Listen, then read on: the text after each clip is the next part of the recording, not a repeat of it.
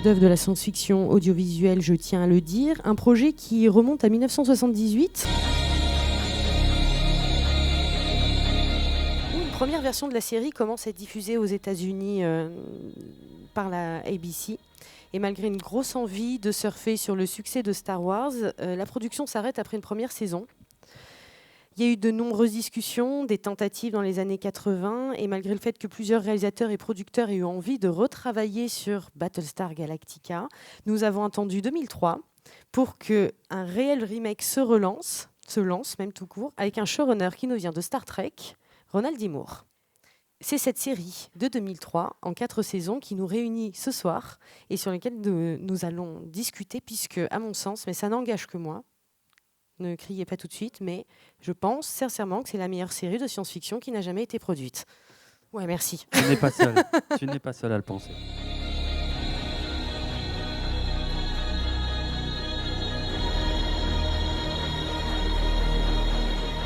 Un podcast qui est entièrement dédié à Battlestar Galactica. Oui. Et à ses côtés...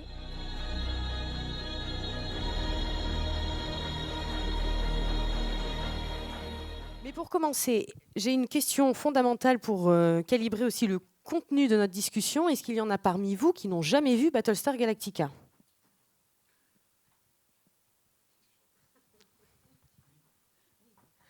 Ouais, c'est pour que nous, on puisse se calibrer sur qu'est-ce qu'on révèle, jusqu'où on va.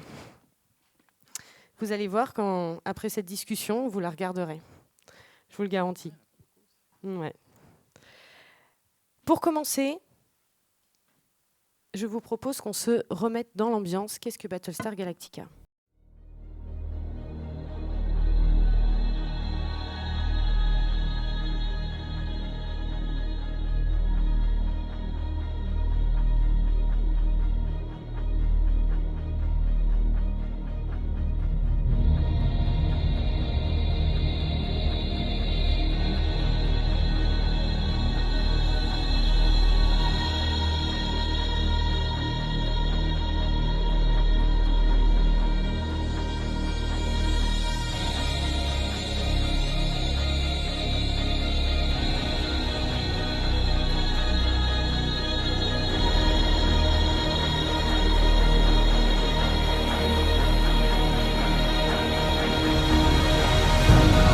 Priority 1 alert message from Fleet Headquarters.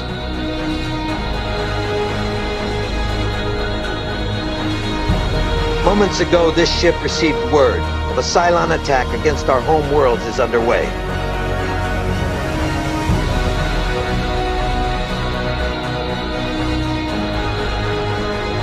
Stand to your duties. As of this moment, we are at war.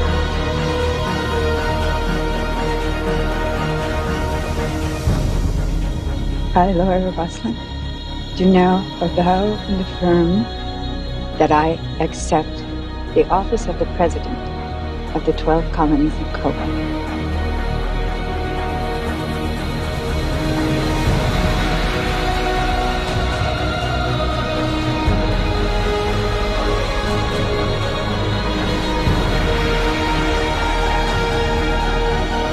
Sooner or later, the day comes when you can't hide from the things that you've done anymore.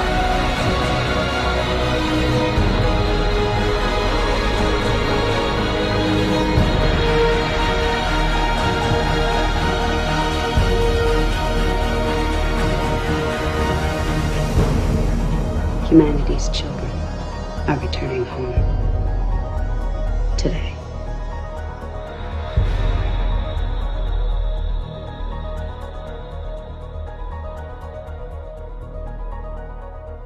Donc voilà, Battlestar Galactica, ça donne toujours un peu des frissons. Pour la refaire courte, évidemment, puisqu'on va recontextualiser pour les 3 qui ne l'ont pas vue. 4, je vois qu'il y a une nouvelle tête est arrivée que je connais, qui ne l'a pas vue non plus. L'humanité a créé dans le système solaire 12 colonies. Afin d'y faciliter la vie, ils ont créé les Cylons, une prouesse de la robotique, qui sont là pour assister et aider à la vie sur ces 12 colonies. Les Cylons se sont rebellés et une guerre particulièrement meurtrière a confronté l'humanité et les machines. Une armistice fut néanmoins déclarée, les Cylons étaient exilés. sur une station spatiale. Et une station spatiale fut construite pour que chaque année les diplomates Cylons et humains s'y retrouvent. La série commence au moment où ça fait 40 ans qu'aucun Cylon n'est venu retrouver un humain sur cette fameuse station spatiale, jusqu'à ce qu'ils reviennent.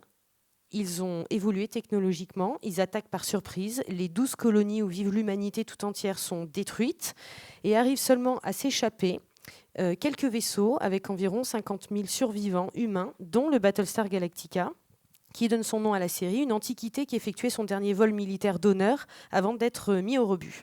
L'humanité est perdue, les Cylons pourchassent la flotte qui reste avec les 50 000 survivants et on ne sait pas ce que va devenir l'espèce humaine. J'ai bien résumé. Pas mal. Donc, une histoire qui commence par la fin du monde. Et là, je me tourne vers toi, Anne-Lise. Juste comment Battlestar Galactica se déploie et conceptualise cette question de fin du monde. Alors justement, tu le disais très bien, ça commence par la fin. Donc c'est quand même pour un récit apocalyptique, c'est compliqué. C'est-à-dire qu'on a l'impression que c'est plié. Et pour autant, c'est la fin, mais c'est le début. Et là, on a quelque chose d'assez intéressant pour une série apocalyptique, c'est qu'on a une conception cyclique du temps, circulaire, alors que d'habitude, c'est plutôt une conception linéaire, chrétienne, avec, vous connaissez la Bible, la Genèse, et puis la fin, donc la fin des temps, l'Apocalypse, qui est en fait l'Apocalypse qui ne veut pas dire la fin, c'est la révélation. Bref, là on est vraiment dans une conception circulaire et donc c'est vraiment quelque chose d'un éternel recommencement. Ils n'arrêtent pas de le dire. Tout ce qui s'est passé avant va se passer plus tard. Et du coup, c'est la fin, mais c'est le début. Et c'est le début, mais c'est donc la fin. Et c'est aussi assez ironique parce qu'en fait, c'est aussi une série qui a le reboot d'une série plus vieille, de 1978, comme tu disais, Cyrielle. Et du coup, on est aussi dans ce recommencement, en fait. Donc, c'est comme si, en fait, on allait vivre toute notre vie dans cette boucle, dans cette loupe de Battlestar. Et du coup, voilà ce que j'aurais envie de dire, pour commencer, sur la question de la fin des temps, qui n'est pas donc la fin, qui est le début, et qui est le début de la série, et ça commence, donc. Ouais, comme tu le dis, c'est à la fois la fin et le début, puisque le début de la série, c'est l'effondrement, c'est toute la société disparaît d'un coup, les 12 planètes sont détruites. Donc il va falloir reconstruire ça, et il va falloir aussi trouver un but pour aller reconstruire ça. Donc la Terre, ici en l'occurrence. Mais on ne peut pas attendre de trouver la Terre pour commencer à reconstruire tout ça. Toute l'humanité ici est répartie dans une flotte de vaisseaux qui errent dans l'espace à la recherche de la Terre. Mais la reconstruction commence dès les premiers épisodes, effectivement. Au sein de la flotte, il faut rétablir tout de suite un pouvoir civil, un pouvoir politique, un pouvoir militaire, qui existe, celui-là par contre, qui ne change pas. C'est plus le niveau civil qui a des choses à refaire. Mais voilà, donc on est vraiment effectivement dans une série sur l'effondrement du système et sa reconstruction qui est racontée littéralement le long de la mini-série de départ et des 4 saisons qui suivent. Complètement, et on est sur ce génocide de l'humanité arrive à prendre l'archétype des machines qui se rebellent. Et là, on remarque sur cette fin du monde-là que les pontifs sur les robots et leurs révoltes sont quand même assez mis de côté, et que au fur et à mesure de la série, va aussi se développer une approche de humanité versus machine, positionnée sur un génocide, mais humanité presque versus humanité. Oui, alors il y a une raison économique qui est à la base de ça. C'est vrai que les Cylons sont des machines, sont des robots. Ils ont évolué, ils ont réussi à créer de nouveaux modèles qui ont l'apparence humaine, ce qui est un concept qui est directement inspiré de Blade Runner, des réplicants. C'est le même principe. On ne peut pas les distinguer des humains juste sur le point de vue visuel. Mais justement, ça va poser des questions philosophiques, un peu comme dans Blade Runner d'ailleurs. Qu'est-ce qui fait l'essence d'un homme? Voilà. L'humanité? Qu'est-ce qu'est l'humanité? C'est ça. Est-ce que c'est uniquement l'apparence? Est-ce que c'est une question de biologie, ou est-ce que c'est une question de comportement, de pensée, de croyance? Tout ça est largement développé dans la série, effectivement. Ça fait partie du truc. Nous ouais. avons ce fameux décompte des survivants, ce compte à rebours de la fin de l'humanité et de la fin de l'espèce humaine. Oui, alors c'est très intéressant. Donc dans tous les récits, la question du décompte apocalyptique, elle est présente à chaque fois, hein, le tic-tac, on approche de la fin. Et ce qui est intéressant dans Battlestar, c'est que c'est pas tant le tic-tac vers la fin, c'est vraiment le décompte des morts, enfin des vivants. C'est la présidente Roselyne qui le tient, en fait, en mère un peu de son humanité. Et chaque mort les rapproche un peu plus vers la fin de l'espace humaine. Et du coup, ça pose. C'est hyper intéressant de voir que on est donc toujours dans ce suspense, hein, et donc ce décompte et pas un conte. Pour la petite histoire, c'est du coup c'est dans la comment il s'appelle M. Le cinéaste allemand Fritz Lang, qui avait dans La femme dans la lune, qui avait commencé par, qui a fait le décompte ce décompte-là pour le lancement de la fusée, et ensuite les scientifiques s'en sont servis, et tous les décomptes, tous les fins du monde ont repris ce décompte apocalyptique, et du coup on est vraiment sur ce suspense, et donc est-ce qu'un jour on arrivera au nombre de 0 et à chaque fois ça baisse, ça baisse, ça baisse. Et voilà. Donc c'est intéressant parce que pour le coup c'est assez inédit cette façon de décompter les vivants, les morts. C'est vrai qu'on part du principe qu'il y a environ 50 000 survivants. C'est tout ce qui reste de l'espèce humaine. Il faut leur trouver un foyer, mais aussi, sur le chemin, il faut se débrouiller pour que ce nombre se maintienne, voire augmente, si possible, puisque c'est de là que l'humanité est censée repartir. Et ce qui est hyper intéressant, c'est que ça pose des problèmes politiques et éthique. La présidente Roselyne, c'est une féministe. C'est au départ, c'est vraiment une démocrate, et elle est féministe, et donc elle est pour le droit à l'avortement à fond, etc. Et à un moment donné, il y a vous connaissez, hein, puisque vous avez vu la série, et c'est hyper intéressant parce que du coup, elle qui est pour le droit à l'avortement, elle a un cas d'une personne qui avorte, et du coup, elle va devoir remettre en question ces questions philosophiques et politiques pour la survie de l'espèce, en fait, et donc elle va interdire de manière un petit peu difficile, interdire vraiment, sous peine de mort, en fait, l'avortement. Et du coup, cette question de la survie doit passer, doit passer par-dessus tout. Oui, parce que c'est aussi une question de survie, puisqu'ils ne sont pas seulement perdus dans une flotte qui cherche une nouvelle maison, ils sont aussi attaqués en permanence par les Cylons.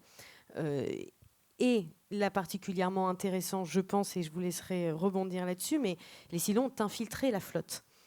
Comme vous le savez, il y en a plusieurs qui sont parmi la flotte humaine, indétectés, a priori indétectables, mais ils vont finir par... vous savez. C'est difficile de ne pas aller trop loin. En tout cas, il y a des agents dormants, et il y a des infiltrés, ce qui nous renvoie évidemment à la question du 11 septembre, série sortant en 2003. Oui, c'est ce qui en fait une série extrêmement politique, c'est qu'en fait, tous les enjeux de l'ennemi intérieur, puisqu'ils sont des agents infiltrés, donc ils sont dans le vaisseau, donc l'ennemi intérieur, c'est vraiment la question des guerres, de 2001 en fait. Les États-Unis attaquaient sur leur territoire avec et du coup il y a vraiment cette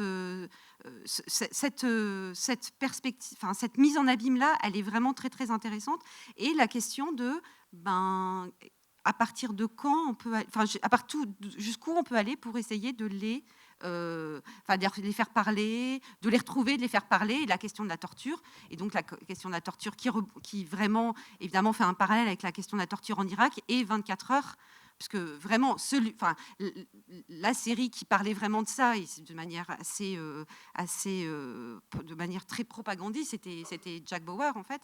C'est même devenu un vrai personnage de réalité presque. Mais du coup c'est intéressant parce que ça fait vraiment écho à toutes ces questions autour des guerres du 11 septembre dans les vaisseaux. C'est ça. Ronald D. Moore, quand on l'a contacté pour donc relancer Battlestar Galactica, en 2002-2003, il a tout de suite vu cette opportunité de faire des parallèles avec les attentats du 11 septembre, parce que le thème était là. Voilà, on avait une attaque surprise, dévastatrice, synonyme de changement d'époque. Et donc, il a voulu traiter de front tous ces sujets qui étaient encore un petit peu touchy à la télévision américaine à ce moment-là, parce que c'était encore frais et on ne pouvait pas aborder ça dans des séries, je dirais, réalistes. Alors que si c'est de la science-fiction, souvent les grands décideurs des chaînes disent ouais, on s'en fout, de toute façon c'est bon, c'est juste des extraterrestres qui se tirent dessus avec des lasers. Et donc Ronald D. Moore, lui, il s'est dit ok, voilà, je vais en profiter pour faire des épisodes sur des attentats suicides. Alors des attentats suicides de la part des Cylons au sein de la flotte, mais à d'autres moments de la série, également de la part des humains. Ce qui nous permet de nous faire réfléchir. De toute façon, c'est ce que Ronald D. Moore fait tout le temps. Il pose des questions, il ne donne pas forcément les réponses. Il nous invite à réfléchir sur des sujets difficiles, comme avec l'avortement. La question est, qu'est-ce qu'on fait quand il faut sauvegarder l'espèce humaine? Est-ce qu'on interdit l'avortement ou pas? Voilà, il n'apporte pas de réponse claire. Il nous invite à réfléchir. Pareil sur les attentats suicides. Quand il nous met du côté des humains, des survivants, là, on se dit, ah ouais, mais en fait, eux, ils ont une bonne raison d'aller faire des attentats suicides. On arrive à se mettre à leur place, on arrive à comprendre comment ils peuvent en arriver là, chose qu'on ne fait jamais avec le camp d'en face. Donc Ronald D. Moore s'amuse avec tous ces codes, et avec la torture, c'est pareil, quand il y a des tortures de Cylons. Il y a une scène où Starbuck torture un Cylon, et elle lui dit, mais de toute façon, toi, tu n'es pas humain, donc tu ne peux pas ressentir la douleur, je peux te faire ce que je veux, vu que tu n'es pas humain. Et ça fait écho à des choses qui font partie de l'entraînement militaire, où on déshumanise l'ennemi pour faciliter le fait d'aller le torturer, d'aller le tuer, d'aller tout ça. Donc voilà, et ça va loin. C'est dans un épisode d'ailleurs qui s'appelle Flesh and Bone. Oui. Cette torture-là, et torture, ou bien même des choses bien pires, bien pire. Enfin, il y avait aussi des questions de viol sur Capri Cassis, etc. Enfin, c'est vraiment effectivement, il prend ces sujets-là qui sont très très durs. Et effectivement, il les met à distance parce que c'est dans l'espace, parce que c'est des Cylons, parce que c'est, enfin voilà. Et pour autant, c'est quand même notre humanité qui est en jeu dans la façon dont on traite l'autre. Il parle de nous, de toute façon, quand il parle des Cylons, il parle de nous, il parle tout le temps de nous, de notre société, du monde dans lequel on vivait au début des années 2000, mais avec des thèmes suffisamment larges et récurrents pour que la série reste largement d'actualité, même encore aujourd'hui, quoi, hein. Ça reste, ce que je dis souvent, c'est que c'est une série sur la gestion de crise. Et ce qui est soulevé dans la série peut s'appliquer à peu près toutes les crises majeures qui touchent le monde. Comme on en vit quelques-unes en ce moment, c'est le moment de revoir Battlestar Galactica. Clairement. C'est ça, c'est vraiment gouverner sous état d'exception en permanence, en fait, avec toujours le chantage à la survie. Et donc, pour survivre, il faut accepter vraiment beaucoup de choses. Et on peut dire qu'on en est bien conscient. Oui, et puis cette éternelle limite de jusqu'où on accepte. On l'évoquait ensemble, à quoi bon survivre si c'est pour survivre comme ça, avec ces lois, avec ces potentiels schémas d'oppression. La série questionne ça en permanence. Ce qui nous questionne ça aussi en permanence, parce que la série a cette intelligence de, sans mettre en opposition, mais de faire dialoguer systématiquement deux formes de pouvoir, pour le pouvoir militaire et le pouvoir démocratique, à savoir, donc pour ceux qui n'ont pas vu la série, le Battlestar Galactica est un vaisseau militaire avec son équipage militaire, mais par contre, quand l'humanité est détruite, la 43e sur la liste de succession à la présidence de l'humanité, pour le coup, qui était secrétaire à l'éducation, se retrouve bombardée présidente, et va incarner ce symbole du développement démocratique et de la reconstruction du système, c'est la continuité du système déjà existant dans l'humanité. Je vais vous montrer un petit extrait pour vous donner une idée de quels sont les différents axes qui sont développés autour de cette ambivalence militaire et démocratie. Vous ne voyez pas d'objection ? La présidence recevra les nations acceptant les points qui sont prévus à l'ordre du jour. J'ai une objection, madame. La présidence donne la parole à Sagittaro. Tous les points prévus à l'ordre du jour sont importants, je vous l'accorde. Les distributions de rations, l'éducation, Apollo à les Starbucks, services sois médicaux. très vigilante. Tout ça est très très important, c'est vrai. Mais je suis sincèrement indigné de découvrir qu'on ne trouve nulle part le point le plus crucial. Vraiment? Eh bien, monsieur Zarek, voudriez-vous nous éclairer? L'élection d'un vice-président. Si, et souhaitons que ce ne soit jamais le cas, il vous arrivait quelque chose, Madame la Présidente, nous n'avons aucun successeur désigné. La branche civile de notre gouvernement serait paralysée et laisserait la porte ouverte à une dictature militaire. Sagittaron propose que le premier Surveille bien point de les l'ordre- allées. Jérôme, est-ce que tu veux bien nous resituer cet extrait? Oui, on est vers la fin de la première saison et il y a Tom Zarek qui est un personnage extrêmement riche dans cette série et complexe parce que c'est quelqu'un. Alors, il est considéré comme un terroriste, c'est un activiste de longue date et il est le premier à remettre en question le pouvoir de la présidente et il est le premier dans la première saison à un peu plus tôt à s'interroger sur la tenue d'élections démocratiques et ici dans l'extrait qu'on vient de voir effectivement sur la nomination d'un vice-président, sur un système qui est donc calqué sur le système politique américain. Parce que, en fait, ce qui se passe, c'est que quand donc il y a eu les attaques, il y a vraiment l'idée qu'à un moment donné, donc il y a les attaques et donc il y a cette dame, cette ministre de l'Éducation qui venait visiter le Battlestar Galactica, le vaisseau, et qui comprend en fait que c'est elle qui va être la personne à charge, puisque tous les autres sont morts, donc elle est la 43e sur la liste. Donc il y a une vraie continuité dans la rupture, c'est-à-dire que ce jour-là, sur le Battlestar, ils font une cérémonie d'investiture à la manière de Johnson en 63 à la mort de Kennedy. Vraiment, les images, c'est calqué. Vous regardez les photogrammes, c'est vraiment tout pareil. Donc il y a vraiment une référence à ce trauma américain. Et du coup, ce qui est hyper intéressant, c'est qu'il en parle d'ailleurs, du coup, Zarek, parce qu'il dit il faut absolument un vice-président. Donc, au cas où il y ait encore un président mort pour pouvoir continuer. Et donc, cette continuité dans la rupture, c'est hyper intéressant parce que du coup, ça légitime les institutions.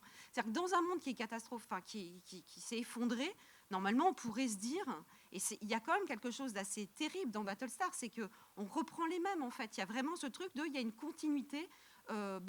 Ça sera la 43e sur la liste, donc vraiment et donc elle est ministre de l'Éducation et pour le coup on pourrait se dire faisons autrement, faisons autre chose, c'est fini, on n'est plus que 50 000, essayons d'imaginer, soyons utopiques, j'en sais rien, mais là pas du tout, donc elle est investie à introniser présidente et du coup ça continue, donc il y a vraiment on va dire une continuité gouvernementale et avec, à ce moment-là, la discussion entre pouvoir démocratique, Roselyne, versus pouvoir militaire. Et du coup, on est vraiment toujours à la limite entre une instauration de loi martiale, militarisation, avec cette idée d'état d'exception. Et donc, voilà.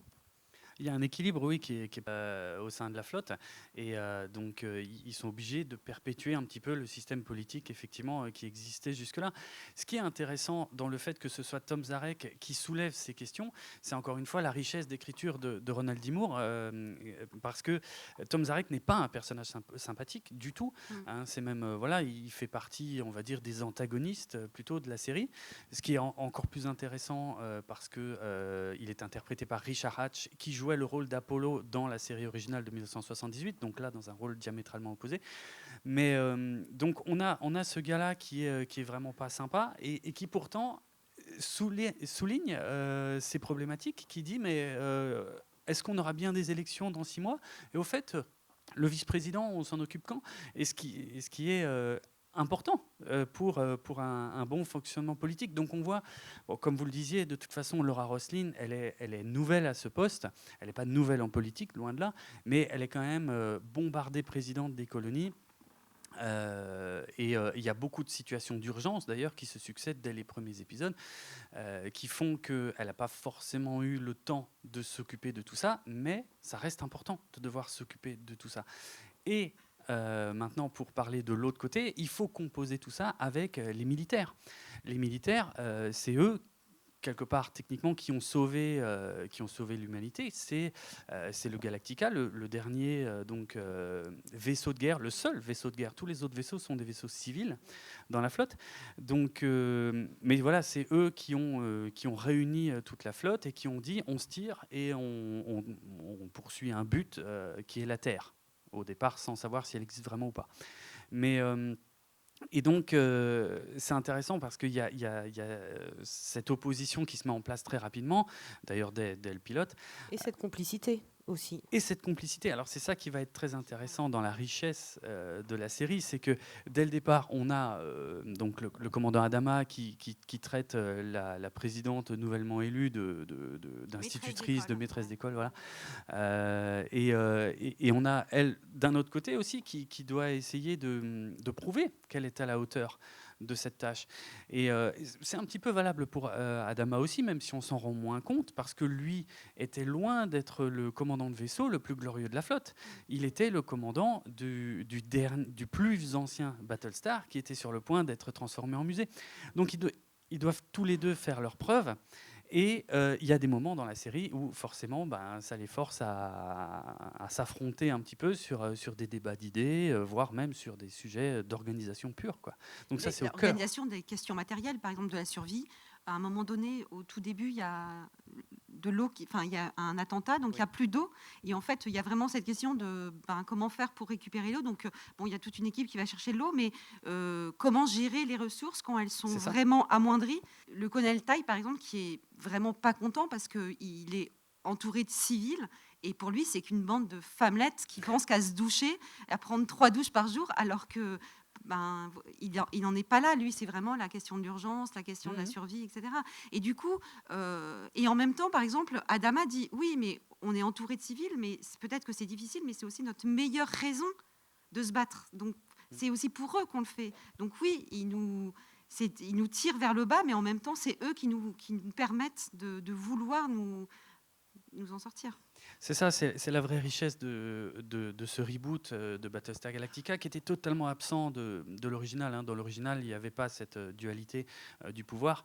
Et donc ici, il y a sans arrêt ces questions difficiles, voire parfois presque impossibles, où il faut à la fois protéger la flotte des Cylons qui peuvent arriver n'importe quand. Donc il y a toutes sortes de mesures de sécurité à prendre.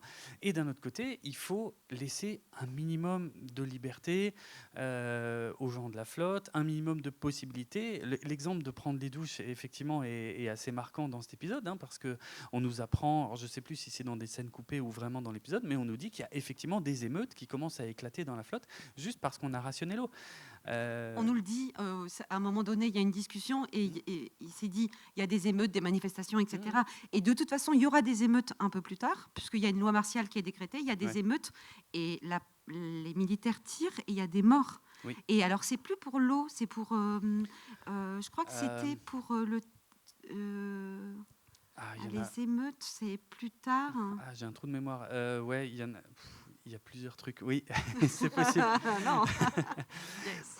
Elle l'a coincé. Ouais. Et non, ce qui est hyper intéressant, c'est qu'il y a des émeutes et ils tirent. Oui. Enfin, il y a 49 000 personnes qui restent de l'humanité. Et on tire dans la foule. On tire dans la foule le droit à l'avortement. Voilà, et puis surtout, c'est violent, quoi. On est en 2004, on tire sur des Américains, on tire sur des Blancs, quoi. Enfin, c'est bizarre, hein, du coup. Ça, c'est... Je ne sais pas ce que tu en as pensé, mais c'est un épisode bizarre. C'est dur, c'est bien sûr. Et même au tout début de la série, il en est aussi question très tôt avec le vaisseau prison. Il y a tous ces prisonniers qui sont là. Qu'est-ce qu'on en fait ? Finalement, effectivement, on est censé survivre. Est-ce qu'on ne devrait pas plutôt repenser ça, plutôt que de perpétuer le fait qu'ils sont en prison et ils sont, entre guillemets, inutiles à la société ? Donc toutes ces questions, elles sont posées. Et évidemment que c'est extrêmement choquant quand il arrive des moments où l'armée en vient à faire la police et finit par tirer sur les manifestants. Il y a d'ailleurs une citation très célèbre dans la série à ce sujet. Oui, moi je l'ai noté. Si tu l'as. Avec plaisir, c'est qu'une citation, on en reparlait avant que vous arriviez, qu'on aime beaucoup, puisqu'on la retrouve dans beaucoup de manifestations dans le monde, aussi bien aux États-Unis que dans que le printemps arabe en Égypte. Une citation qui vient de Battlestar, donc de Adama, et qui dit « Il y a une raison pour laquelle on sépare l'armée de la police. L'un combat des ennemis de l'État, l'autre sert et protège les citoyens.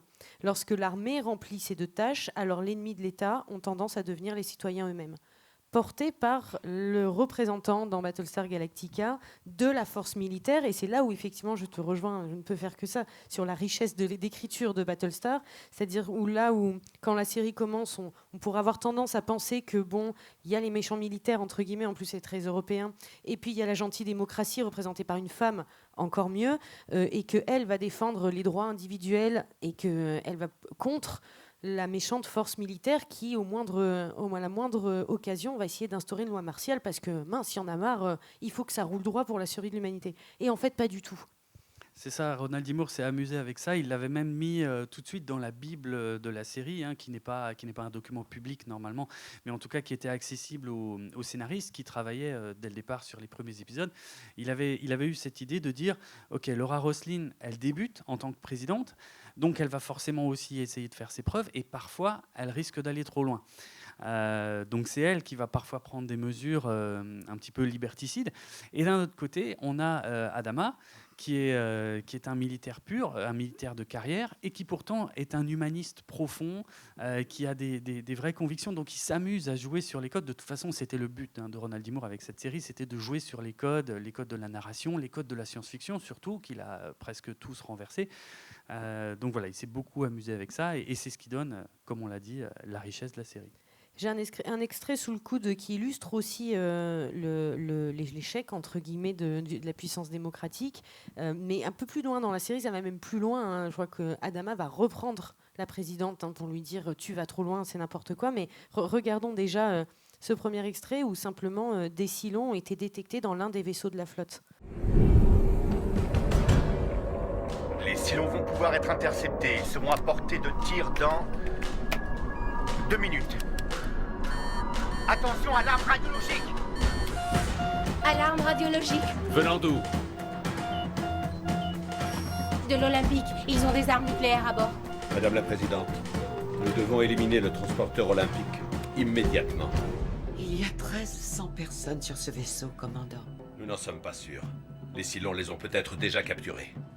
Elle va pas le faire. Elle doit le faire. C'est une décision qui revient à un autre, Gaius. Non. C'est Dieu qui décide. Il veut que tu te repentes. Écoutez, au point où nous en sommes, nous n'avons pas le choix. C'est eux ou bien c'est nous. Repens-toi de tes péchés. Et foi en lui et tu seras sauvé.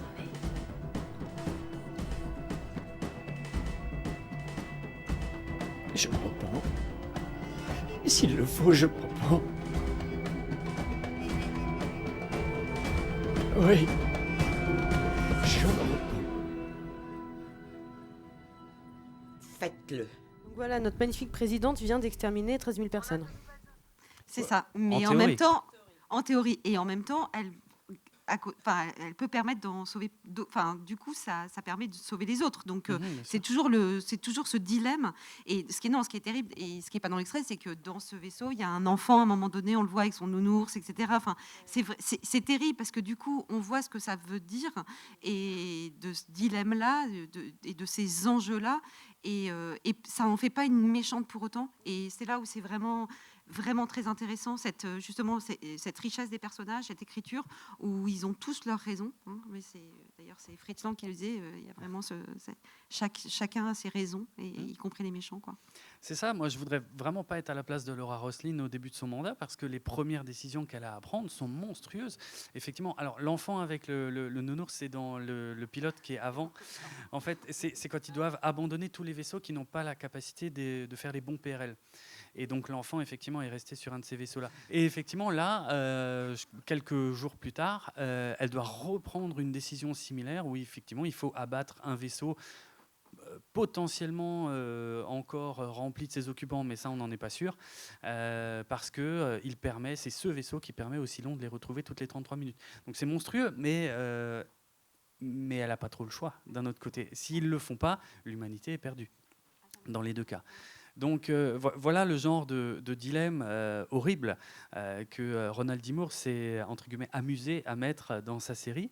Il fallait qu'il mette régulièrement ces personnages face à des décisions impossibles. Même Adama et Roslin, malgré leur complicité qui grandit au fil des saisons, et le fait qu'ils arrivent à se comprendre de mieux en mieux et que chacun influence l'autre aussi sur son métier, il y a quand même des moments où Adama, je crois à la fin de la saison 1, il met Roslin en prison et il fait quasiment un coup d'État parce que il est plus d'accord avec elle. Mais c'est très grave ce qu'il fait. Et il instaure une loi martiale. Il instaure une loi martiale. Oui, et c'est très étrange parce que est-ce que ça veut dire que quand on n'est pas d'accord avec l'autre, il suffit de le foutre en prison pour faire passer ses idées d'abord? C'est extrêmement grave en fait ce qui se passe. Et Ronald D. Moore nous fait sans cesse réfléchir à tous ces trucs-là. Je rebondis sur la question de Laura, de Roslin, qui est un personnage que moi j'aime beaucoup, qui est un personnage extrêmement fort. L'écriture de l'ensemble des personnages est d'une intelligence qui est, à mon avis, rarement égalée dans la production audiovisuelle. Et leur évolution respective, comme vous venez de l'illustrer, permet d'apporter une profondeur métaphorique à chacune de leurs décisions, mais aussi mythologique et métaphysique. Les personnages sont vraiment porteurs de beaucoup de sens. Ils passent leur temps à être désarmés, et ils passent son temps à ne pas savoir quoi faire, à être remis en question dans des choix moraux extrêmement durs, comme vous le disiez. Et du coup, ils s'émancipent énormément par cette écriture-là, des constructions archétypales que l'on retrouve d'habitude dans ce type de récit. Je dis ça pour en venir à construction archétypale. Évidemment, la place des femmes. La place de Laura est un bon exemple. La place des femmes dans la série est particulièrement passionnante et particulièrement construite. Et on est face à une série qu'on a eu beaucoup tendance à dire très féministe sur la place de ces personnages. Oui, alors c'est effectivement une série très féministe, parce que ce qui est très intéressant par rapport à d'autres récits, sériels apocalyptiques, c'est que en fait, quand la catastrophe, quand ça a commencé, en fait, les femmes sont déjà des femmes fortes et sont déjà affirmées. Avec ce petit bémol pour Roslin, qui va devoir prendre sa fonction de présidente et se déployer, mais on va dire que les personnages féminins sont vraiment des personnages très très forts et personne ne les remet en cause en tant que femmes. Et je vous donne juste un petit exemple, parce que c'est assez facile pour comprendre la différence avec, par exemple, une série comme Walking Dead. Carol, dans Walking Dead, peut-être que vous connaissez, Carol, c'est une femme battue quand la série commence, et elle est craintive, etc. Et en fait, ça commence à force de vivre dans un monde difficile, de zombies, etc. Elle va commencer à se battre et à être très très forte, et ça devient vraiment la badass de la série. Elle est vraiment super forte, et donc elle se transforme avec ce monde qui se transforme. Donc voilà, il y a vraiment une évolution. Là, ce qui est vraiment très intéressant, c'est que c'est vraiment des personnages qui, dès le départ, en fait, il n'y a pas besoin de la catastrophe pour qu'ils se transforment, ils sont déjà... et donc, l'idée d'avoir une sorte d'égalité entre ces hommes et ces femmes, et ben, ça rend vraiment... Et avec aucun questionnement, en fait. Et puis même des personnages qui sont bisexuels ou homosexuels, ou qui sortent avec des Cylons, des couples donc hybrides, interespèces. Interespèces. Enfin bref, sur plein de sujets, en fait sur tous les sujets de société, c'est une série qui est extrêmement novatrice. Ouais, c'était assez dingue, effectivement, de faire ça en 2003. C'était, entre guillemets, pas à la mode. On n'en parlait pas comme aujourd'hui. Et c'est ça qui rend la série intéressante et riche, c'est que Ronald D. Moore, il a mis ça naturellement dans sa série. Il a mis plein de personnages masculins, plein de personnages féminins à tous les postes, on va dire. On a la présidente, qui est donc littéralement la présidente, qui est au sommet. Et on a, je ne sais pas si je descends, on a Kali, qui est dans les hangars. Et C'est intéressant parce qu'aujourd'hui, avec des séries d'ailleurs très récentes qui sont en cours de diffusion, on a des débats, on a des puristes qui s'expriment beaucoup, fort sur les réseaux sociaux et qui disent non, mais on n'a pas le droit de faire ça avec tel personnage, on n'a pas le droit de le faire incarner de cette manière, et de ça, machin. Et déjà à l'époque, ça s'est un petit peu produit. C'est un débat finalement qui est assez récurrent. On parlait de cycle, hein, tout ça est déjà arrivé, tout ça arrivera encore. C'est pas un hasard cette phrase. Hein. C'est le propre de l'humanité de recommencer son histoire sans cesse. Et donc en 2003, enfin un peu avant, quand le rôle de Starbuck avait été attribué à une femme, ça avait fait scandale auprès des fans originaux, qui l'avaient fait savoir, qui s'étaient largement exprimés, qui ont envoyé des menaces de mort à l'actrice, qui l'ont oui, il faut le préciser. Je ne sais pas si on l'a déjà dit peut-être, mais effectivement, dans la série de 78, Starbuck est un homme. Dans la version de 2003, ils ont casté une femme. Ils l'ont réécrit pour que ce personnage soit porté par une femme. C'est ça. Et c'est pas le seul personnage qui change de sexe entre les deux séries, Boomer aussi, mais tout le monde s'est cristallisé sur Starbuck à l'époque, parce que c'est vrai que dans la série originale, Starbuck était considéré un peu comme le mâle alpha, le dragueur, un mec, quoi, un vrai mec qui fume des cigares, qui drague tout ce qui bouge. Voilà. Donc forcément... Starbuck de cette version fume des cigares d'ailleurs. Absolument, ouais, c'est vrai. Parce qu'il n'y a pas de raison. Et drague tout ce qui bouge, il n'y a vrai pas de raison. Ouais, c'est vrai. Mais voilà, déjà à l'époque, ça avait soulevé effectivement voilà, des protestations assez importantes. Et au final, Ronald D. Moore a réussi son pari, puisque Starbuck est ressorti de la série comme étant l'un des personnages les plus marquants, vraiment un personnage majeur, d'une richesse incroyable. L'actrice est extraordinaire. Ouais. Et c'était une vraie chance de tomber sur elle, parce qu'elle était toute jeune, elle avait un peu d'expérience, mais pas tant que ça. Et effectivement, ils ont beaucoup travaillé ensemble sur ce personnage, sur la richesse de ce personnage, qui n'était, contrairement à ce que disaient les détracteurs justement au lancement de la série, qui n'était pas l'équivalent du Starbuck de 78 en femme. Non, c'est vraiment un autre personnage qui a été développé et qui a montré qu'elle avait toute sa place à cet endroit-là. Et comme je dis, elle reste comme l'une des actrices les plus emblématiques de la série encore aujourd'hui. Et une icône de l'ASF. Elle est devenue une icône de l'ASF. Je vais montrer un extrait pour illustrer un peu Starbuck pour tous en disant elle a raison, elle est trop forte. Elle est trop forte. Incroyable, Starbuck. Donc, évidemment, c'est une séquence, c'est un extrait un peu rigolo. Il y en a plein des extraits où Starbuck se bat, où elle picole, etc. Mais on avait envie de montrer où elle joue au poker. Mais on avait envie de montrer aussi un moment où elle n'était pas proche du personnage de 78, mais où le nouveau personnage se déployait. Là, dans cette salle, entourée d'hommes. Apollon avec ses bras nus, bien musclés, comme ça. Et d'abord, s'il te plaît, Starbuck, ne dis rien. Et en fait, si, je vais parler et je vais avoir raison. Et alors, juste sur la mise en scène. Parce qu'il y a des mots-clés super importants qui sont dits dans cet extrait et qui traduisent la volonté de Ronald D. Moore, qui est tout simplement de demander leur avis aux gens à qui on ne demande jamais leur avis et qui sont pourtant tout aussi qualifiés. Et c'est ce que dit Adama. Il dit, moi, je veux connaître l'approche de Starbuck parce que je voulais un avis non conventionnel, parce que c'est toujours eux-mêmes qu'on demande leur avis. Et voilà, il y a des personnes qui sont tout aussi qualifiées, qui sont là. Et pourquoi on s'en servirait pas ? Starbuck est une icône féministe, hein, j'en suis un peu persuadée, d'autant plus qu'elle va avoir un rôle très important dans le développement de l'histoire de Battlestar Galactica, mais n'allons pas trop loin pour ceux qui ne l'ont pas vu. D'autres personnages féminins sont également très forts. Je pense à numéro 6, qui est la grande prêtresse des Cylons et qui développe une relation particulièrement étrange avec Gaius, qui sera aussi une forme de prophète au fur et à mesure du développement de l'histoire. Oui, alors elle est vraiment l'icône de la série, dans le sens où elle en est presque aussi devenue la représentation promotionnelle. Hein. Les affiches, les coffrets DVD, elle était au milieu de tout dès le départ. Ils l'ont beaucoup mise en avant. Alors, on ne va pas se mentir, pour probablement des raisons purement esthétiques à la base. Mais c'est une mannequin. Voilà, parce qu'elle était mannequin avant d'être actrice. Mais pareil, Ronald D. Moore est allé au-delà des conventions de l'écriture de ce genre de personnage. Elle n'est pas là juste pour faire la belle. elle incarne énormément de choses. Elle incarne l'ennemi, la séduction de l'ennemi, la tentation. Alors là, on est dans un concept purement biblique, effectivement. La tentation qui vient d'une femme, hein, c'est littéralement au début de la Bible, la tentation qui vient par la femme, le jardin d'Éden et tout ça. Mais il joue avec ça, il joue avec ces codes pour amener de la richesse et de la complexité dans la série. C'est-à-dire que là où une lecture un peu basique de la série serait de dire oui, elle est juste là pour faire la belle avec Gaius Baltar, non.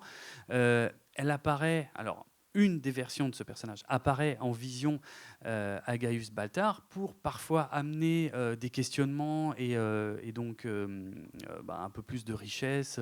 Alors ça permet aussi de donner un côté visuel à toutes les questions que se pose Baltar dans sa tête, puisque sa nature n'est pas claire dans la série. On ne sait pas si elle est un implant dans le cerveau de Baltar ou si elle est simplement si elle est juste la manifestation des réflexions de Baltar. Mais il y a plusieurs versions d'elle. Et effectivement, c'est une arme. Hein, c'est une arme qui a été développée par les Cylons pour être une arme de séduction. C'est comme ça, d'ailleurs, qu'elle a fait tomber l'humanité, à la base. Ça commence par elle, en fait. Ça commence par elle. Et d'ailleurs, la première phrase, c'est « T'es un humain ?» Oui. Prouve-le. Oui. Prouve que tu es un humain. Ouais, c'est super intéressant. Et elle l'embrasse. C'est ça. Et elle est l'incarnation comme ça de cette sensualité, du rapport au corps que recherchent les Cylons. Ça, on va l'apprendre au fil de la série. Mais ils sont à la recherche quelque part de leur humanité. Là, on peut refaire plein de parallèles avec le Blade Runner de Ridley Scott, effectivement, où voilà, ils se posent des questions sur ce qu'ils sont. Ils savent qu'ils ont été construits, manufacturés. Alors, je ne sais pas si on peut dire manufacturés, parce qu'eux ont été construits par d'autres Cylons, techniquement. Mais en tout cas, ce n'est pas une fin en soi. Après, ils veulent vivre des choses, ils veulent ressentir des choses. Et dès la première saison, il y a des questionnements sur l'amour, sur la possibilité de ressentir de l'amour. Elle-même, au départ, fait semblant d'être amoureuse de Baltar dans la mini-série pilote. Mais après, on voit qu'il y a des choses qui vont se développer chez elle, chez d'autres Cylons.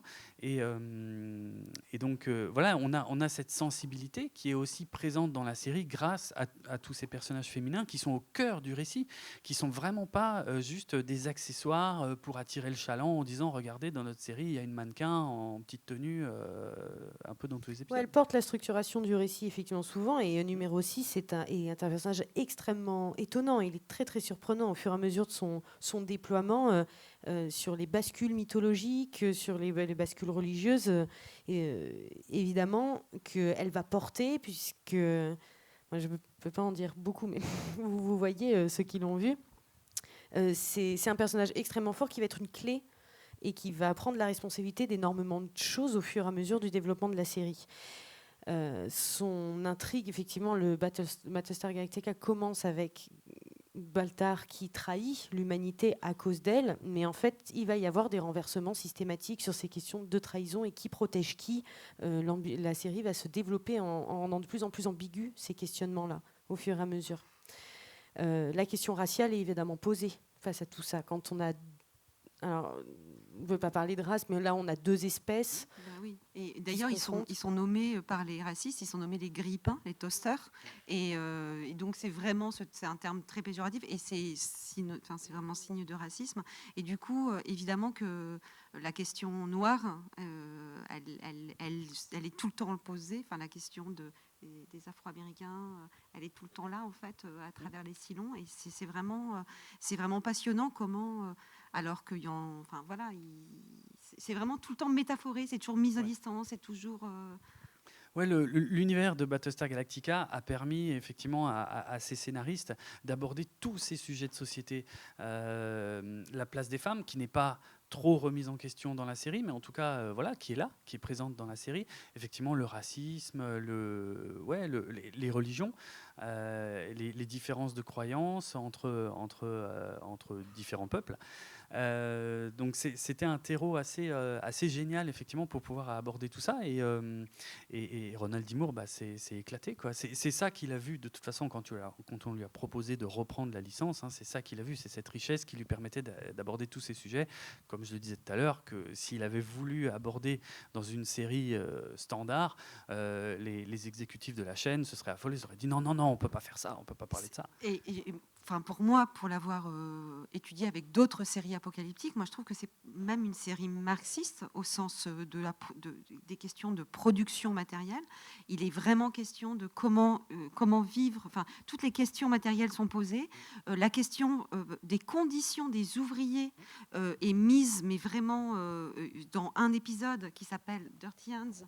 En fait, c'est grève générale. Enfin, en plus, on a vraiment. Enfin, il y a un épisode qui s'appelle Bastille Day, c'est révolution. Enfin, on a vraiment comme ça, et pour le coup, il y a une remise en question donc d'une société très ordonnée en fait, où il y a vraiment une volonté d'éclater cette société de classe, et puis donc tout cet univers de la raffinerie d'Utilium, on a vraiment l'impression d'être dans Germinal avec, pour ceux qui ont vu la série, vous voyez bien ces enfants qui travaillent, ces chariots, le charbon qui coule, etc. Et puis des enfants donc de 12 ans, et donc des revendications, on en a marre de travailler 16 heures par jour.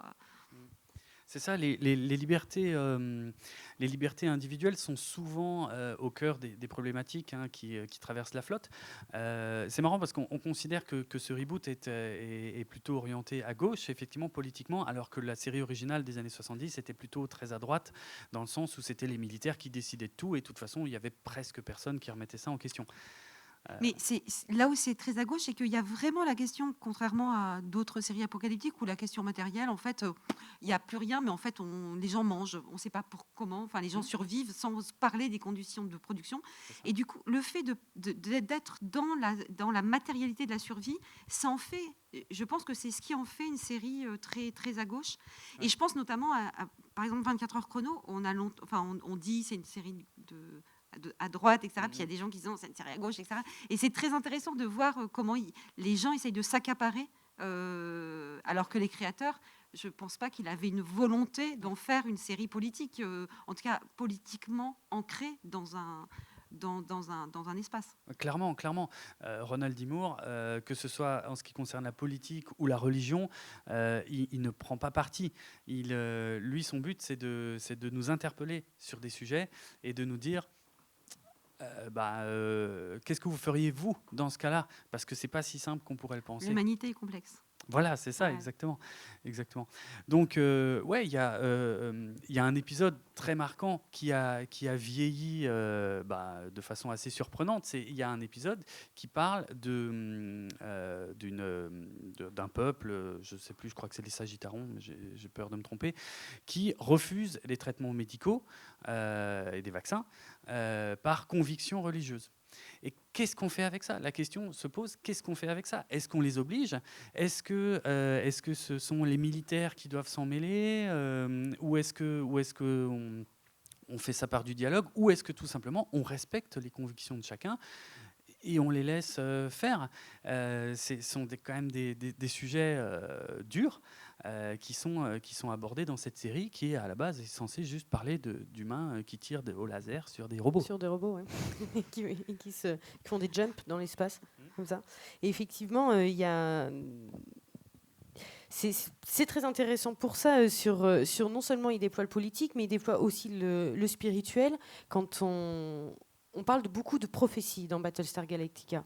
Toute la reconstruction de l'humanité, c'est comme ça qu'on a intitulé notre rencontre, finit par se positionne sur le politique, sur tout ce dont on vient de discuter, l'échange avec le pouvoir militaire, etc. Mais en fait, se positionne sur un schéma prophétique et sur des apparitions de prophètes et sur des replis communautaires et sur une dérive même du politique. Et moi, il y a un élément que j'avais adoré la première fois que j'ai découvert cette série, c'est que le fait, et ce n'est pas anodin, que les humains soient polythéistes, alors que les Cylons sont monothéistes et ne croient qu'en un seul Dieu. Tout ça pour dire que Battlestar Galactica réinvente une mythologie complète. Et juste par rapport à ça, ce qui est très intéressant, c'est de redonner du sens à l'humanité. Et c'est Adama, à un moment donné, qui dit il ne suffit pas de survivre, il faut avoir de bonnes raisons de vivre. Et c'est la question de la recherche de la terre promise, de la 13e colonie, etc., de donner d'apporter de la spiritualité aussi dans la flotte pour pouvoir avoir de l'espoir et d'avoir envie de continuer. Et du coup, on est vraiment dans cette recherche-là. La spiritualité fait partie intégrante de l'humanité. Ronald D. Moore le sait. Il est ouvertement athée. Et ce qui est assez amusant, parce que j'ai entendu plein de fois qu'on reproche à la série son orientation très religieuse, notamment sur la fin.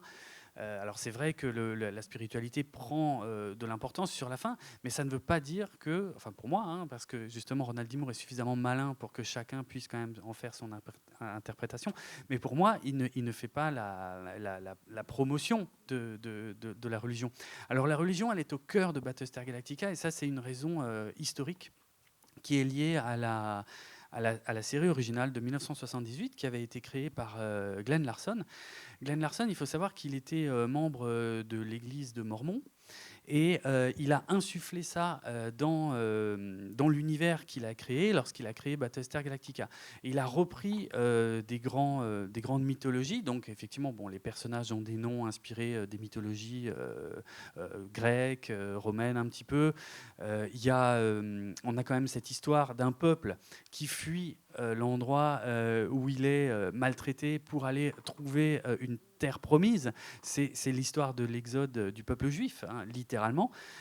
Donc voilà, tous ces concepts religieux sont au cœur du truc. Et en plus de ça, Glenn Larson a rajouté là-dessus des concepts purement mormons, comme le fait que on peut considérer, si on se base sur l'Ancien Testament, on peut considérer que les survivants juifs étaient répartis en 13 tribus, 13 colonies, 12 en fait dans la Bible, et il y a encore aujourd'hui plusieurs peuples autour de la terre qui se considèrent comme la 13e tribu du peuple juif. Et les Mormons, justement, font partie de cela et se considèrent comme la 13e tribu du peuple juif. Et pareil, dans la religion mormone, il y a des questions spatiales que je ne maîtrise pas forcément très bien, mais en tout cas, Dieu, si ma mémoire est bonne, siège sur une planète qui s'appelle Kolob. Et Kolob, voilà, il a juste inversé deux lettres. Très, très proche, ouais. Voilà, et ça nous donne la planète Kobol. Donc, bref. Tout ça a été repris par Ronald D. Moore, mais de façon effectivement bien plus riche et pour y réfléchir, puisque toutes ces prophéties qui sont présentes dans la série nous font aussi réfléchir, je trouve, sur l'importance qu'on leur accorde, sur le fait de prendre des éléments religieux et d'en faire une inspiration pour notre vie. Par exemple, je vais partir sur, et je crois que tu as un extrait, lorsque la présidente Roslin est intronisée présidente, elle prête serment sur les rouleaux sacrés, et voilà, et elle demande la présence d'une prêtresse. Veuillez lever la main droite et répéter après moi. Moi, Laura Roslin. Moi, Laura Roslin. Déclare aujourd'hui et affirme. Déclare aujourd'hui et affirme. Que j'accepte la fonction de présidente des 12 colonies de Kobol. Que j'accepte la fonction de que j'accepte la fonction de présidente des 12 colonies de Kobol. Que je protégerai et défendrai la souveraineté des colonies. Que je protégerai et défendrai la souveraineté des colonies. De toutes les fibres de mon être. De toutes les fibres de mon être. Ronald D. Moore s'amuse parfois à nous montrer, il y a vers la fin de la première saison, par exemple, il y a un moment où Laura Roslin commence à penser que peut-être elle correspond à quelque chose qui est dans des écrits très anciens et qu'elle est peut-être la sauveuse de l'humanité qui figure dans ces écrits. Mais dans le même épisode, on a Gaius Baltar, qui est un escroc, un menteur et tout ce qu'on veut, qui prend d'autres éléments et qui se réfère aux mêmes écritures et qui se dit « Ah, mais c'est peut-être moi, en fait, l'envoyé de Dieu. » Oui, complètement. C'est beaucoup déconstruit, c'est beaucoup réanalysé. Et effectivement, il emprunte à différentes mythologies religieuses diverses et variées à travers le monde pour n'avoir pas d'avis, effectivement. Il n'empêche que le Dieu unique est pensé et créé par des robots. C'est ça, c'est un aspect qui est rarement souligné, mais Battlestar Galactica nous raconte l'histoire d'une guerre de religion. C'est une guerre de religion entre les monothéistes et les polythéistes. Et c'était une façon pour Ronald D. Moore aussi de nous faire réfléchir à ce qui se passait à l'époque en Irak, en Afghanistan, au Moyen-Orient, qui, sous toutes sortes d'excuses, ressemblait quand même pas mal aussi à une guerre de religion moderne. Et les grandes prophéties, justement, qui guident ce peuple en exode, les guident vers une nouvelle planète. Ils recherchent la Terre, ça s'est annoncé extrêmement vite pour pouvoir... le mythe qui est la planète Terre. Une grande question se pose à ce moment-là, c'est toute cette survie, toute cette lutte dans l'espace, toute cette lutte contre des robots pour trouver une nouvelle planète et cette nouvelle s'y installer, et pour en faire quoi de cette planète? Et la question écologique est aussi très présente dans la série. Comment on survit? Par quels moyens? Déjà, ce qui est très intéressant, c'est que cette Terre, pendant très longtemps, on pense qu'elle c'est peut-être un mythe. C'est un mythe. Voilà, c'est un mythe. Et en fait, est-ce qu'elle existe? Est-ce qu'elle n'existe pas? Et qu'est-ce qu'ils voient, en fait? Ils voient nous.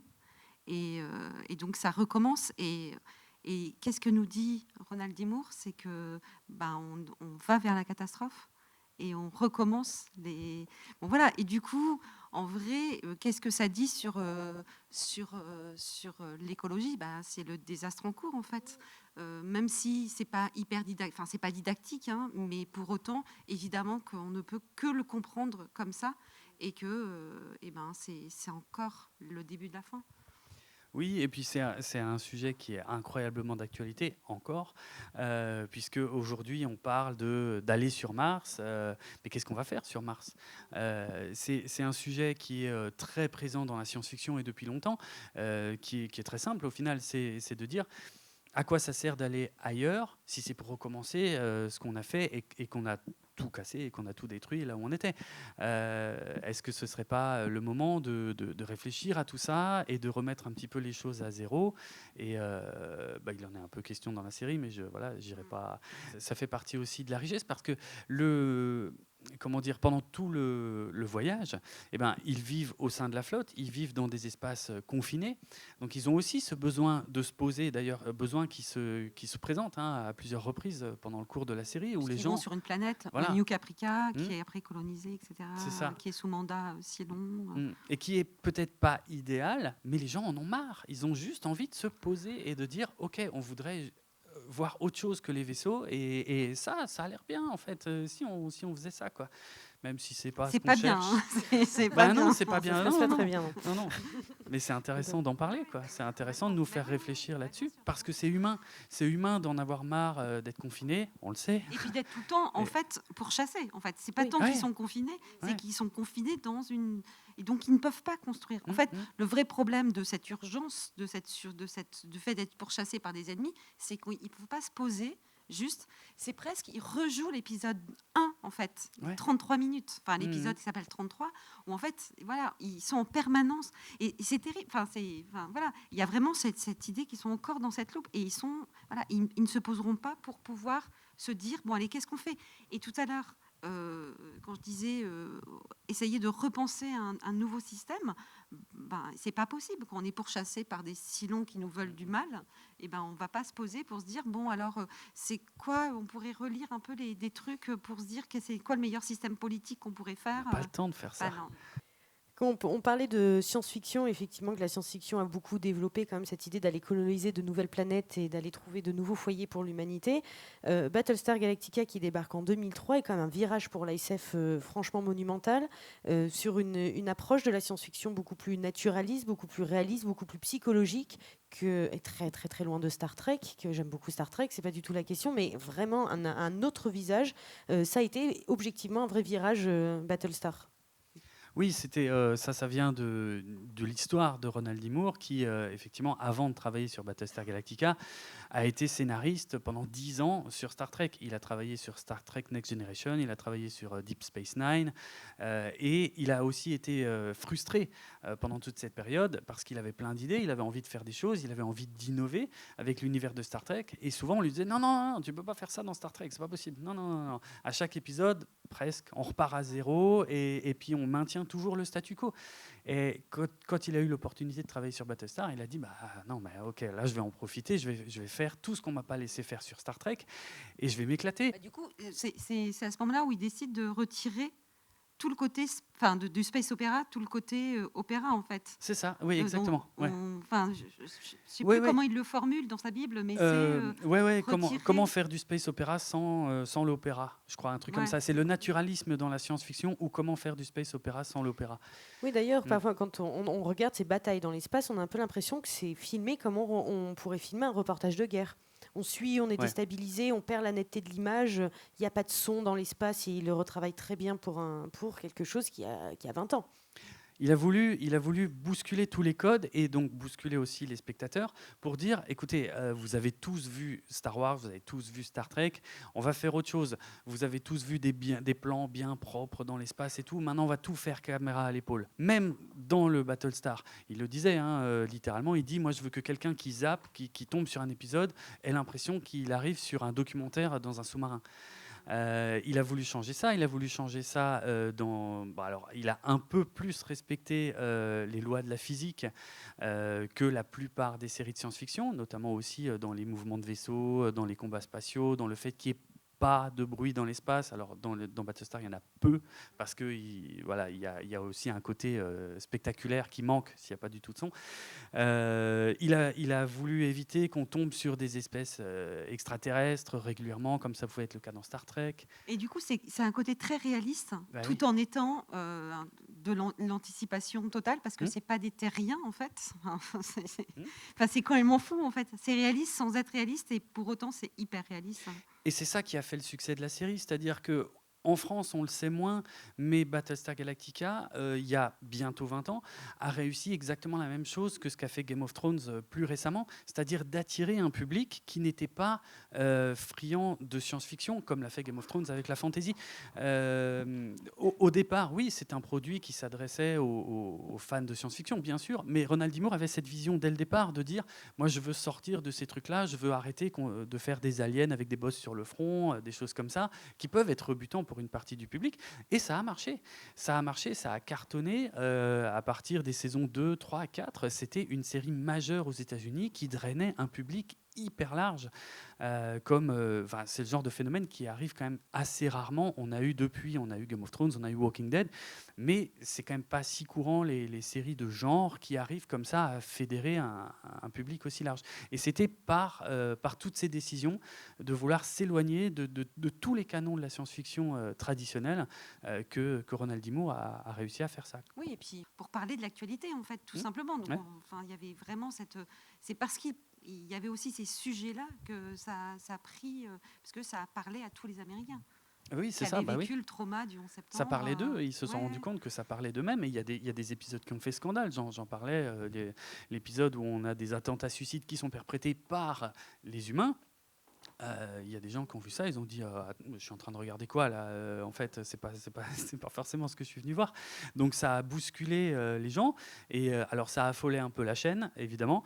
Par contre Ronald D. Moore, lui, il exultait parce que c'était ce qu'il voulait, c'était ce qu'il recherchait, et il a comme ça quelque part redonné ses lettres de noblesse à la science-fiction, dont le rôle est, selon moi, de nous faire réfléchir au monde dans lequel on vit, dans tous les cas. Donc chapeau à lui. Je pense qu'on est très très loin d'avoir fait le tour, mais le temps tourne. On avait envie de se tourner vers vous. Est-ce que vous avez des questions ou des commentaires sur ce qui vient d'être dit ou sur Battlestar Galactica? Alors, je suis ça d'assez près pour mon podcast et pour l'instant, ça a l'air d'être au point mort. Effectivement, Peacock, qui est un service de streaming qui n'est pas encore dispo en France, avait annoncé à son lancement aux États-Unis il y a je sais pas, plus de 2 ans maintenant, bientôt 3 même, qu'ils allaient faire une nouvelle série Battlestar Galactica. Et suite à ça, on a eu des infos un peu contradictoires, parce qu'il y en a qui parlaient de reboot, il y en a qui parlaient qui disaient non, ce ne sera pas du tout un reboot, ce sera dans le même univers que la série de 2003. Et c'est à peu près tout ce qu'on sait. Il y a un showrunner qui a été nommé, qui s'appelle Sam Esmail, qui avait fait Mr. Robot. Lui-même a nommé un scénariste showrunner en fait, qui s'appelait Michael Leslie, qui a travaillé. Tout ce qu'on sait, c'est qu'il aurait travaillé sur un pilote et il a quitté le projet il y a maintenant plus d'1 an, ça fait plus d'1 an et demi. Et depuis, on n'a aucune nouvelle. Donc voilà, la théorie la plus courante, c'est que le projet est actuellement complètement au point mort, alors que ça devrait être l'un des produits phares de la plateforme Peacock. Mais voilà, on ne sait pas trop où est le problème. On n'a aucune news. En fait. On ne sait pas ce qui se passe. Apparemment, ils n'ont pas réussi à se mettre d'accord sur un script satisfaisant. Ça, c'est ce que disent les rumeurs. D'autres questions ou remarques peut-être? Ça va nous laisser le temps de parler de la musique.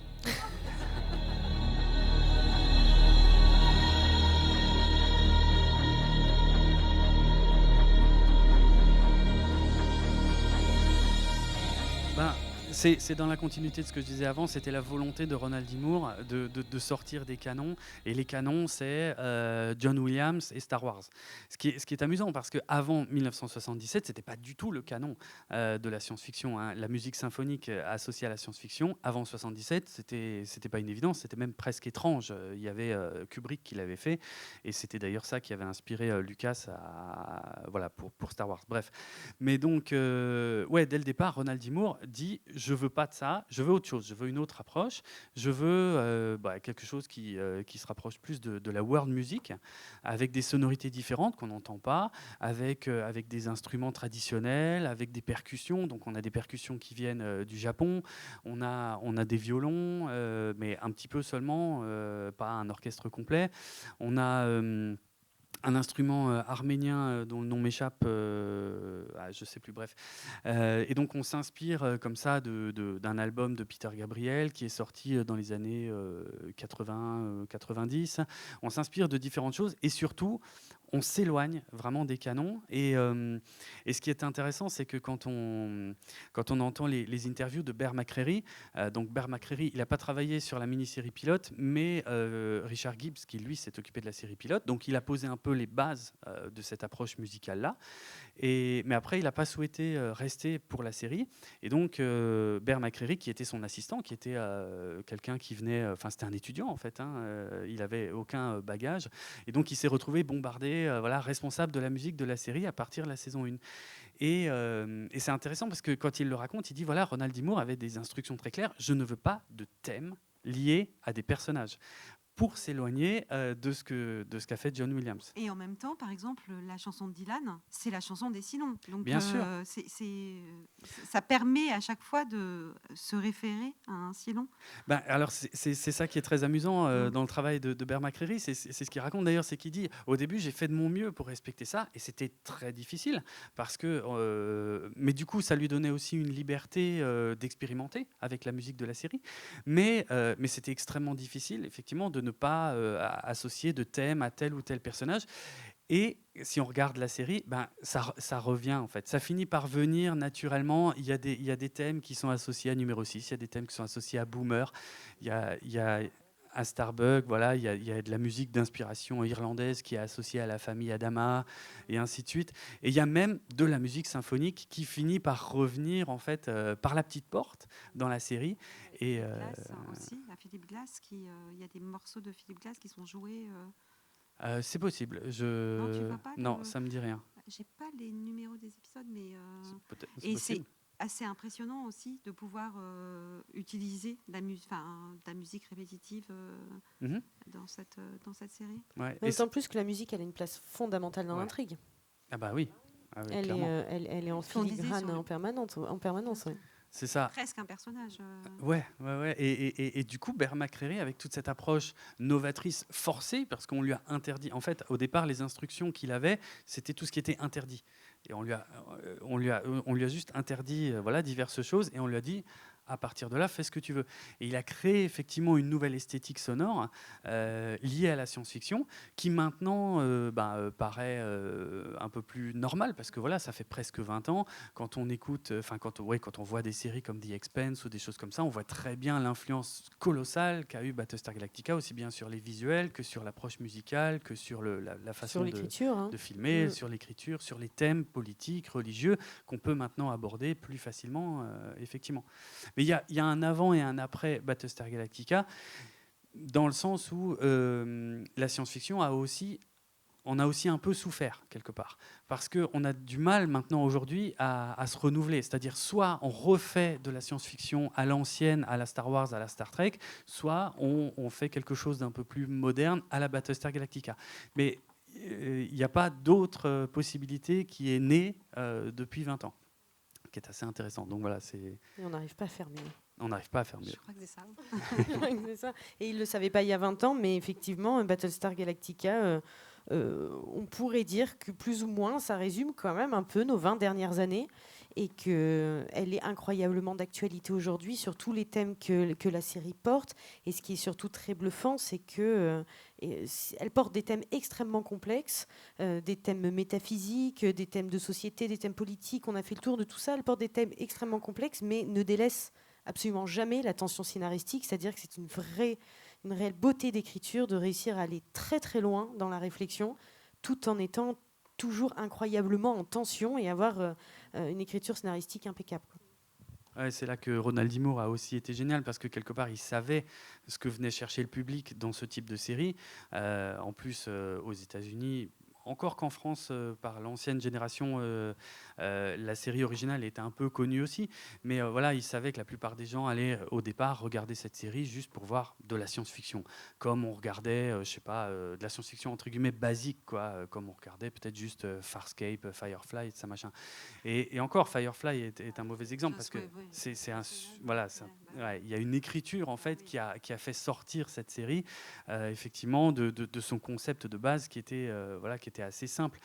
Et c'est la même approche qu'a eu Ronald D. Moore, effectivement, c'est de ce concept de base, de s'amuser avec des thématiques complexes, mais aussi de temps en temps, tous les certains nombres d'épisodes, de quand même d'offrir aux spectateurs on va dire plus férus de science-fiction, ce qu'ils sont venus chercher. Donc il y a quand même des combats spatiaux, il y a quand même une guerre entre des humains et des machines, ça reste extrêmement présent. Des suspens terrifiants. Ouais, c'est vrai. Et il a trouvé vraiment l'équilibre, je dirais, quasi parfait entre tous ces éléments, entre se faire plaisir à lui et surprendre les spectateurs et spectatrices avec du contenu qu'ils n'attendaient pas forcément de ce type de série télé. Et c'est pour ça, effectivement, que la série vieillit extrêmement bien et qu'elle reste d'actualité, parce qu'il y a sa qualité d'écriture qui est intemporelle, en fait. Un personnage qui est super bien écrit, il le reste toujours, quoi. Et c'est valable même pour des récits mythologiques fondamentaux, quoi. Donc voilà, quand une mythologie est bien écrite, elle est bien écrite, point. Et on peut y trouver, c'est ça qui est cool, c'est qu'on peut y trouver plein de trucs différents dans cette série. On peut avoir des réflexions philosophiques, on peut être amené à réfléchir sur le pouvoir politique, tout comme on peut y aller pour avoir des combats spatiaux ou juste des personnages extraordinairement bien écrits. Il y en a pour tout le monde. Anne-Lise, tu veux le mot de la fin? C'est fini. This is the end. C'est le début de la fin. Non, en fait, non, c'est ça. Oh mon Dieu, le cauchemar. En fait, non, ce qui est hyper intéressant, c'est que donc moi, j'ai été amenée à travailler sur cette série, mais sur plein d'autres séries. Et franchement, ça fait vraiment partie des 2-3 plus grandes séries apocalyptiques des 20 dernières années, parce que moi, mon travail, c'est vraiment... donc, c'est un travail de thèse sur Apocalypse et fin du monde dans les séries télévisées post-2001. Donc, bon, c'est petit sujet, hein, mais c'est vraiment précis, et c'est vraiment... Battlestar était vraiment au cœur de ce sujet-là. Et... il a tenu toutes ses promesses, en fait, hein, comme un récit apocalyptique. Hein, voilà. Ça n'a pas démordu. Et il n'y a pas une série aujourd'hui qui est à la hauteur sur toutes ces questions-là. Parfois, c'est une très bonne série politique, parfois, c'est une très bonne série métaphysique, mais qui aborde toutes ces questions. Il n'y en a pas, en fait. Et on parle de reboot, mais je me dis, c'est quoi l'intérêt, en fait? Parce que c'est presque comme si il y avait... je vois pas comment on pourrait faire mieux, en fait. Je suis d'accord. Et pourtant, je peux pas m'empêcher de me dire que si on avait réfléchi comme ça il y a 20 ans, et il y en avait qui réfléchissaient comme ça, qui disaient mais pourquoi refaire Battlestar Galactica, c'était très bien comme c'était. Voilà. Mais c'est un réflexe totalement humain de dire moi j'ai eu un truc parfait, j'ai eu un truc que j'ai adoré, je veux pas que quelqu'un y touche pour en faire autre chose. Pourquoi en faire autre chose? Non. Non, mais c'est que malgré tout, il y a quand même un manque d'originalité, y compris dans les récits qu'on nous donne à voir et dans les récits d'effondrement. Hein, et pour le coup, j'ai envie de dire, mais attaquons-nous à des sujets, d'autres façons, en fait. Voilà. Alors déjà, si c'est pour refaire à l'identique, mais voilà, essayons de creuser d'autres imaginaires et essayons de trouver, d'inventer des récits, en fait. On a besoin de s'inventer des récits, et des récits qui pourraient aussi nous permettre, nous, de combler notre désespoir et notre difficulté à être dans le monde actuellement, en fait. Toutes les réponses sont dans Battlestar. Toutes les réponses à l'humanité sont dedans. En tout cas, toutes les questions y sont, ça, sans rigoler. Je pense qu'on en a quand même toutes. Évidemment, ça ne veut rien dire, mais une très très grosse partie. Toutes les questions de l'humanité sont dans Battlestar Galactica. Si quelqu'un a une question, il est encore... Ah, oui.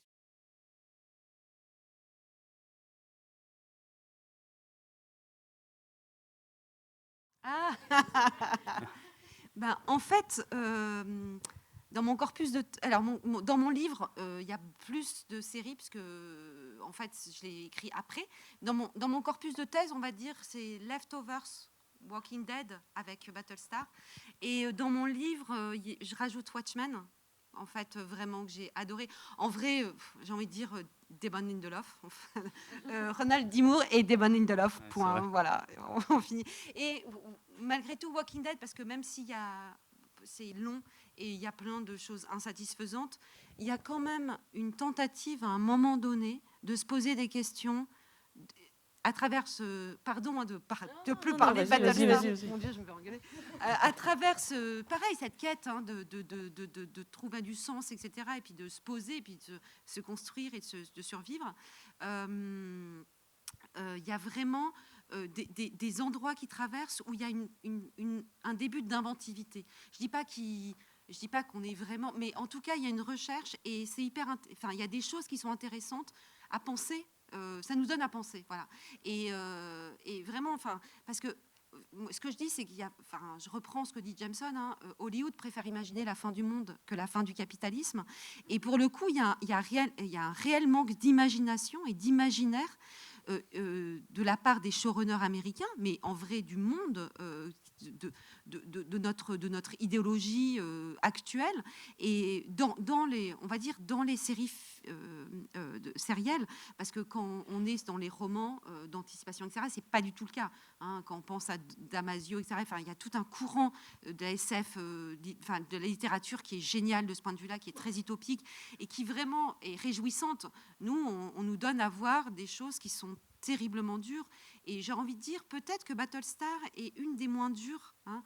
Il y a vraiment dans Battlestar cette idée que, y compris dans l'obscurité, il y a toujours, dans le désespoir, il y a toujours de la lumière qui jaillit, et justement à travers ces exemples de construction de personnages si complexes, etc.